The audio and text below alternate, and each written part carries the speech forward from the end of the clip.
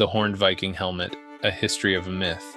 The most recognizable symbol of the Viking warrior has never been found on a single Viking Age battlefield. Not one, not in a grave, not in a burial mound, not in a fragment.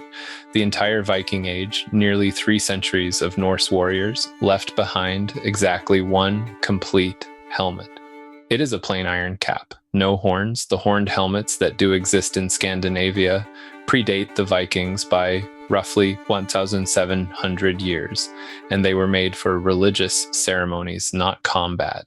The Viking Age is conventionally dated 793 to 1066 CE, roughly 270 years of Norse history. The word Viking did not describe a people, it described an activity. From Old Norse VE King R, meaning someone on a raiding voyage. Most Norse people never raided anything. They were farmers, merchants, and craftspeople. The minority who did fight typically wore a simple conical or rounded iron helmet. If they could afford it, they added a mail coat, a byrnie. Most fighters went into battle with no metal armor at all. The gleaming iron warrior in a horned helmet was never the typical Norse fighter. One helmet from the entire Viking Age survives complete. Archaeologists excavated it in 1943 from a burial mound at Ringerike, Norway. The YHR Mundbu helmet is built from iron bands, forming a segmented rounded cap. Below the cap, rings of mail hang down to protect the throat and avian tail. A curved iron band arcs around the nose and brow, forming a guard that protects the face. It looks vaguely like a pair of spectacles. No horns, no ornamentation beyond what function demands. This is exactly the helmet Norse literature describes, and nothing more. Beyond the YHR Mundbu helmet, the archaeological record holds only fragments, scattered iron pieces from a handful of other Viking Age sites. Not one of those fragments shows any trace of horns. The physical evidence is sparse, but it points in one direction. The Old Norse sagas describe warriors in helmets. They describe iron caps and leather caps. Not one passage mentions a horned battle helmet. There's also a practical reason horned helmets would be a terrible idea. Horns give your opponent something to grab. An axe blow that skids off a smooth iron cap can catch on a horn and wrench the helmet clear off your head. In real combat, that is a fatal disadvantage. Horned helmets do exist in Scandinavia, they are just not Viking. In 1942, workers draining a bog at Vakaesu in Denmark pulled 2 bronze helmets from the mud. Each bore a pair of curved horns, sweeping outward. The Vikaesu helmets date to approximately 900 BCE.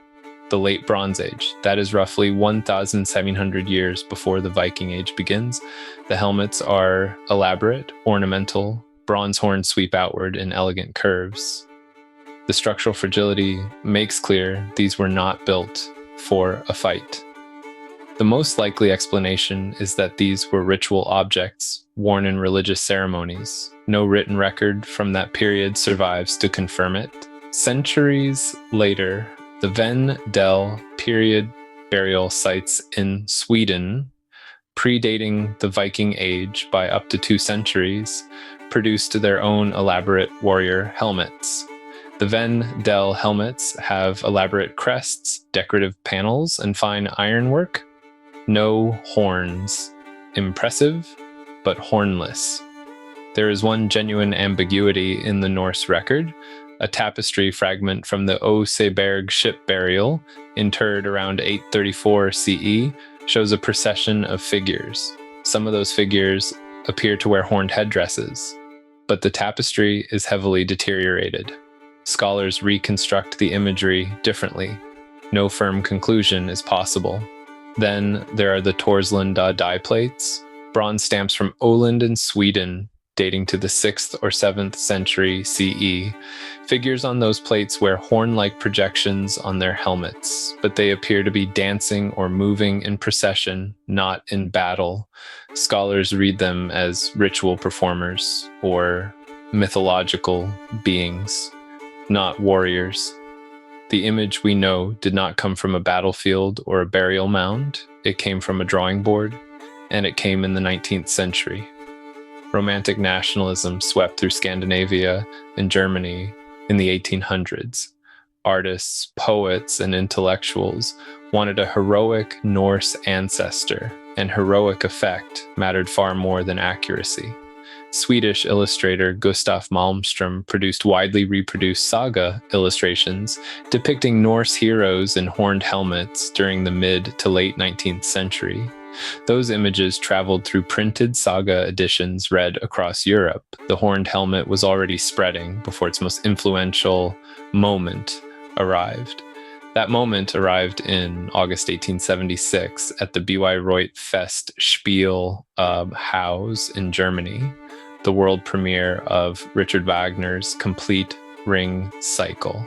Carl Emil Doppler designed the costumes. He dressed the Norse gods and heroes in horned and winged helmets. The production played to an international press audience. Reporters and illustrators from across Europe filled the hall, taking notes. Illustrated newspapers and magazines carried drawings of Doppler's designs across Europe. With each reproduction, the image simplified. The horns got bigger, the complexity fell away, and the shorthand became fixed. Horned helmet equals Viking. The 20th century finished the job. In 1961, the Minnesota Vikings NFL franchise adopted the horned helmet as its symbol. In 1973, the comic strip Hagar the Horrible launched, a cheerful Viking in a horned helmet read by millions in the daily newspaper. Historians had been publicly correcting the myth since at least the early 20th century. It did not matter. The image was too embedded, too useful, too fun. Here's the part that makes this story genuinely complicated. The horned helmet is not a pure invention from nothing. The Oseberg tapestry and the Torsland da plates show that horn imagery genuinely existed in Norse visual culture. It was just attached to ritual and mythological figures, not warriors. Evidence suggests 19th century Romantic artists may have encountered these authentic sources and stripped away the ceremonial context, grafting the horn image onto the warrior. And whether this was outright invention or deliberate misappropriation of misunderstood sources is a question scholars still debate. The tapestry's deteriorated condition means we cannot close it. The horned Viking helmet is historically wrong for a simple reason. No Viking Age warrior ever wore one. The only helmet they left behind is a plain iron cap. Their own poets and saga writers never described anything else. The image became an icon because 19th century Romantic nationalists needed a heroic Norse ancestor. They built one from theatrical whole cloth. They borrowed imagery from Bronze Age ritual objects and fragmentary mythological tapestries and presented it as the face of warrior culture. The image has been publicly wrong for over a century. It has never stopped spreading. It tells us almost nothing about the Norse past and a great deal about how the 19th century wanted to imagine it. Tell us which of history's stories should be in crayon next. Comment below.